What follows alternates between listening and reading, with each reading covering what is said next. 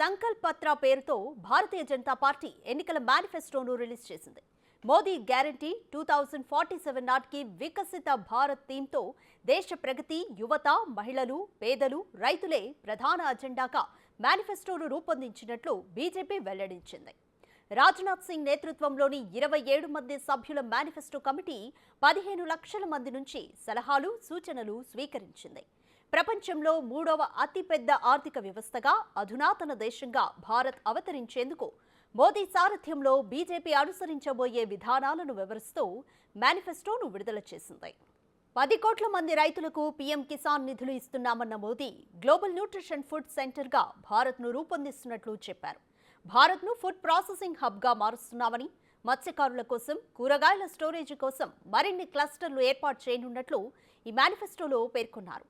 సూర్యాఘర్ పథకం కింద ఉచిత విద్యుత్ ఇస్తామని, వ్యవసాయ రంగంలో డ్రోన్ల వినియోగం పెంచుతామని మోదీ అన్నారు. వందే భారత్ ట్రైన్స్ను అన్ని నగరాలకు విస్తరిస్తామని, అహ్మదాబాద్, ముంబై మధ్య బుల్లెట్ ట్రైన్ పనులు నడుస్తున్నాయని మోదీ తెలిపారు.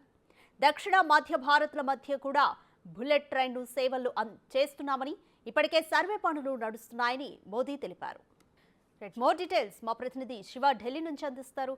శివ, సంకల్ప్ యాత్ర పేరుతో బీజేపీ రిలీజ్ చేసిన మేనిఫెస్టోలో ఏ రంగాలకు పెద్దపీట వేశారనుకోవచ్చు, అలాగే ప్రపంచంలోనే మూడవ అతిపెద్ద ఆర్థిక వ్యవస్థగా భారతదేశాన్ని ఎదిగేటట్టు చేస్తామన్న మోదీ కాన్ఫిడెన్స్ వెనుక ఎటువంటి వ్యూహం ఉందనుకోవచ్చు?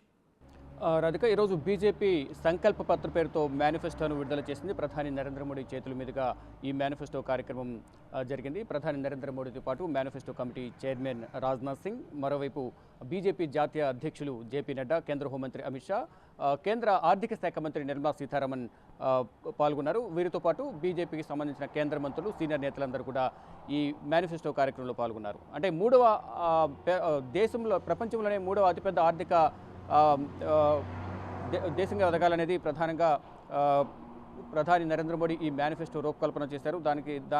ఆ దిశగా ముందడుగు వేసేందుకు ఈ మేనిఫెస్టో ఉపయోగపడుతుందంటూ కూడా ప్రధాని నరేంద్ర మోడీ తెలిపారు. అంటే దేశవ్యాప్తంగా ఉన్న ప్రజల సమస్యలను తీర్చేందుకు ఈ మేనిఫెస్టో ఉపయోగపడుతుందంటూ కూడా తెలిపారు. గత 10 సంవత్సరాల కాలంలో వాళ్ళు ఎటువంటి కార్యక్రమాలు చేపట్టారు, ఈ రానున్న 5 ఏళ్లలో ఎటువంటి కార్యక్రమాలు చేపట్టబోతున్నాం అనే దానిపై ప్రధానంగా ఈ మేనిఫెస్టో ఉండబోతుందనేది ప్రధాని నరేంద్ర మోడీ ఆశాభావం వ్యక్తం చేశారు. దానిలో భాగంగా పేదలు, రైతులు, మహిళలు, యువత వీరి అభివృద్ధి ప్రధాన లక్ష్యంగా ఈ మేనిఫెస్టో రూపొందించినట్టు తెలిపారు. మొత్తం 14 అంశాలతో ఈ మేనిఫెస్టో రూపకల్పన జరిగింది.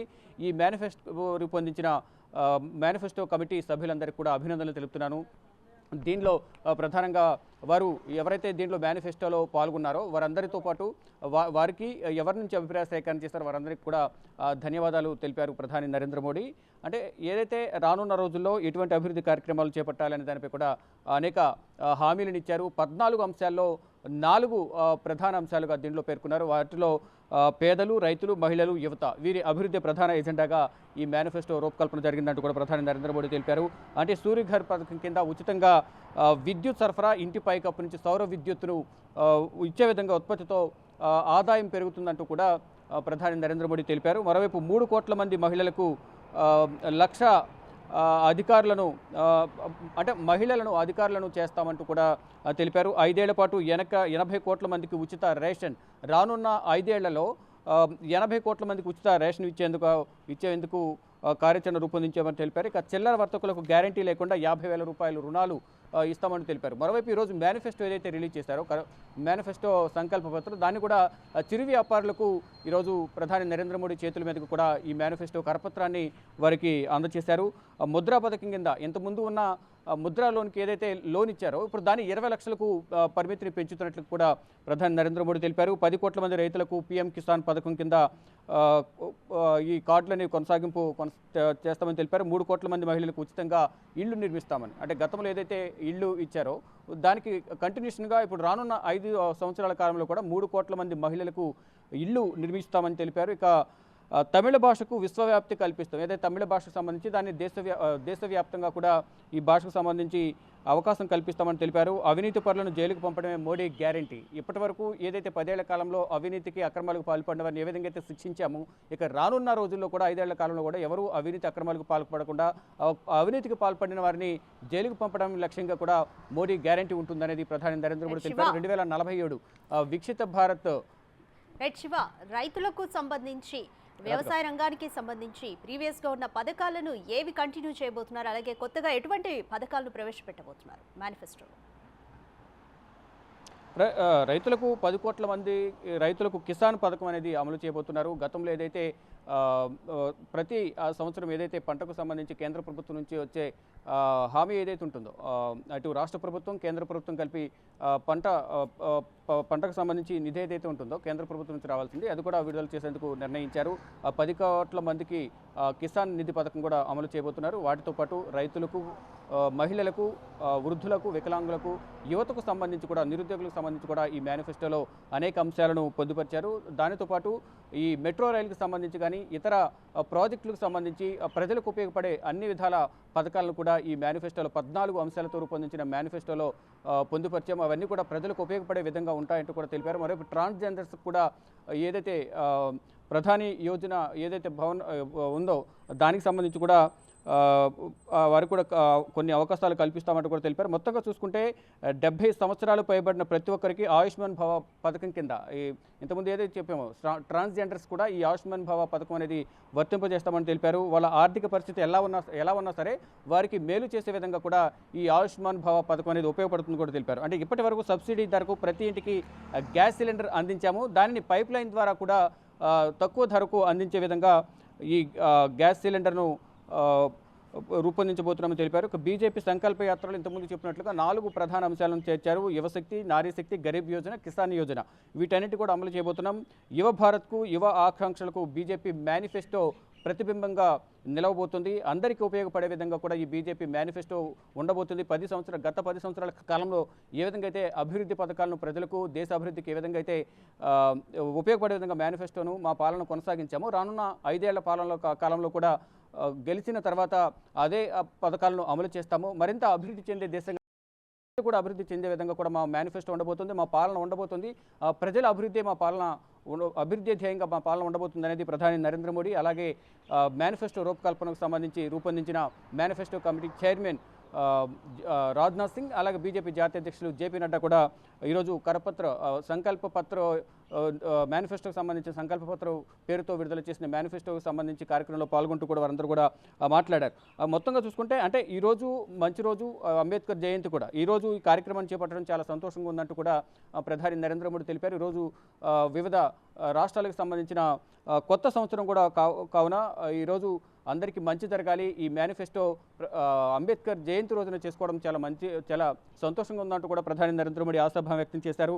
మొత్తం ఇక దేశవ్యాప్తంగా 20 నగరాల్లో మెట్రో సేవలను విస్తరించామని తెలిపారు. మరోవైపు 2014లో 74 విమానాశ్రయాల సంఖ్యను దాన్ని డబుల్ చేశాం. అంటే దాదాపు 149కి ఈ విమానాశ్రయాల సంఖ్య పెరిగింది. 100కు పైగా స్మార్ట్ సిటీస్లో 7,800 ప్రాజెక్టులను చేపట్టాం. 80 వందే భారత్ రైళ్లను అందుబాటులోకి తెచ్చాం. అలాగే 2047 నాటికి దీని సంఖ్య అనేది 4,500 అందుబాటులోకి తేవాలనేది ప్రధాన ఎజెండాగా కూడా ప్రయత్నాలు చేస్తున్నాం. దానిలో భాగంగా అనేక కార్యక్రమాలు చేపడుతున్నట్టు కూడా ప్రధాని నరేంద్ర మోడీ, జేపీ నడ్డా కూడా తెలిపారు. ఇక 40,000 సాధారణ రైలు కోచ్లను వందే భారత్కు స్థాయికి, అంటే ఏవైతే ఇప్పుడు వందే భారత్ రైళ్లు ఏవైతే అత్యాధునిక సౌకర్యాలతో రూపొందించారో అలాగే ఈ 40,000 సాధారణ రైల్వే కోచ్లు ఏవైతే ఉన్నాయి వాటిని కూడా వందే భారత్ స్థాయికి అప్గ్రేడ్ చేయాలనేది నిర్ణయించుకున్నాం. దానికి సంబంధించి కూడా ఇప్పటికే కార్యక్రమాలు చేపడుతున్నాం అనేది ప్రధాని నరేంద్ర మోడీ తెలిపారు. 7 ఐఐటీలు, 16 IIITలు, 7 ఐఐఎంలు, 15 ఎయిమ్స్, 390 యూనివర్సిటీలను ఇప్పటి వరకు 10 సంవత్సరాల కాలంలో ఏర్పాటు చేశాం. రోజుకు 37 కిలోమీటర్ల వేగంతో హైవేల నిర్మాణం. 2014 నాటికి ఇది కేవలం రోజుకు 12 కిలోమీటర్లకు మాత్రమే ఉంది, కానీ ఇది 37 కిలోమీటర్లకు స్థాయికి పెంచామనేది వారు చేసిన పనులను చెప్పుకుంటూ రానున్న కాలంలో ఏం చేయబోతున్నామనేది కూడా వారు మేనిఫెస్టోలో పొందుపరిచారు. ఇక ఈశాన్య రాష్ట్రాల్లో సాయుధ బలగాల ప్రత్యేక అధికారాలు చట్టాన్ని 75% మేర ఉపసంహరించారు. అలాగే కోవిడ్-19 సమయంలో 2.97 కోట్ల మందిని సురక్షితంగా తీసుకువచ్చాం. అంటే ఏదైతే ఇతర దేశాల్లో ఎవరైతే భారతీయులు చిక్కుకుని ఉన్నారో అక్కడ, అంటే స్టడీ పర్పస్ కానీ, ఉద్యోగాలు చేయడం కానీ, ఇతర ప్రాంతాల్లో ఎవరైతే చిక్కుకుని ఉన్నారో వారందరినీ కూడా స్వదేశానికి తీసుకొచ్చేందుకు అనేక ప్రయత్నాలు చేశాం. దానిలో భాగంగా 2.97 కోట్ల మందిని స్వదేశానికి తీసుకొచ్చామనేది ప్రధానంగా నరేంద్ర మోడీ తెలిపారు. యుద్ధంలో, సంక్షోభ పరిస్థితుల్లో చిక్కుకున్న 30,000కు పైగా భారతీయులను సూడాన్, ఉక్రెయిన్, లిబియా, యమన్ దేశాల నుంచి భారత్కు తిరిగి తీసుకొచ్చామని తెలిపారు. గత సంవత్సరం 2023లో ఏదైతే యుద్ధం జరిగిందో ఆ యుద్ధంలో సూడాన్లో కానీ ఇతర దేశాలు ఇరుక్కుపోయిన భారతీయులందరినీ కూడా స్వదేశానికి తీసుకురావడంలో కూడా కీలక పాత్ర పోషించామనేది ప్రధాని నరేంద్ర మోడీ జేపీ నడ్డా తెలిపారు. అంటే గత సంవత్సరం ఏదైతే G20 శిఖరాగ్ర సమావేశం జరిగిందో ఢిల్లీలో ఆ సమావేశాన్ని కూడా సమర్థవంతంగా నిర్వహించామనేది వారు చేసిన పనులను చెప్పుకుంటూ కూడా ఈరోజు ఈ మేనిఫెస్టో కార్యక్రమంలో తెలిపారు. అలాగే corridor, Kashi Vishwanath corridor, Mahakal corridor నిర్మాణం జరిపాము. మరోవైపు నేషనల్ ఎడ్యుకేషన్ పాలసీని కూడా తీసుకొచ్చామనేది బీజేపీ చెబుతుంది. ప్రపంచంలోని అతిపెద్ద పన్ను సంస్కరణ తీసుకొచ్చి జీఎస్టీను అమలు చేస్తున్నామనేది కూడా వారు చెప్తున్నారు. మహిళలకు చట్టసభల్లో 39% రిజర్వేషన్లు చట్టం తీసుకొచ్చాం. డిజిటల్ లావాదేవీలో భారత్ నెంబర్ 1గా ఉందంటూ కూడా తెలిపారు. అయితే గత సంవత్సరం జరిగిన పార్లమెంట్ సమావేశాల్లో మహిళా రిజర్వేషన్ సంబంధించి కూడా 33% రిజర్వేషన్ కల్పిస్తూ ఒక చట్టాన్ని తీసుకొచ్చారు. అది త్వరలోనే అమలు కాబోతుందని తెలిపారు. ఇక దేశవ్యాప్తంగా ఏదైతే వారు చేసిన అభివృద్ధి కార్యక్రమాలు, గతంలో 10 సంవత్సరాల కాలంలో ఎటువంటి అభివృద్ధి కార్యక్రమాలు చేశారు, రానున్న రోజులు ఎటువంటి అభివృద్ధి కార్యక్రమాలు చేపట్టబోతున్నారు, యువత, అలాగే నారీ శక్తి, కిసాన్ యోజన, మొత్తం అందరికీ కూడా 14 అంశాల్లో 4 అంశాలను అత్యంత ప్రాధాన్యత ఇవ్వబోతున్నాం. ముద్రా యోజన కింద కానీ, ట్రాన్స్జెండర్స్కి కానీ ఇతర కొత్తగా అనేక పథకాలు అమలు చేస్తున్నాం కాబట్టి అందరికీ ఉపయోగపడే విధంగా కూడా ఈ మేనిఫెస్టో ఉంటుంది అనేది ప్రధానంగా బీజేపీ అయితే ధీమా వ్యక్తం చేస్తుంది. Radhika. Right, thank you Shiva.